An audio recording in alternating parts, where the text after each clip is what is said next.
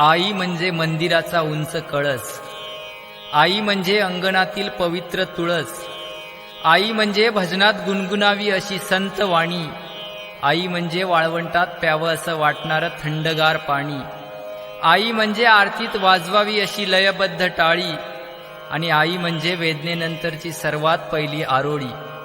आई असतो एक धागा, वातीला उजेड दावणारी समईतली जागा. आई माझा गुरु, आई माझी कल्पतरू, सौख्याचे सागरू आई माझी.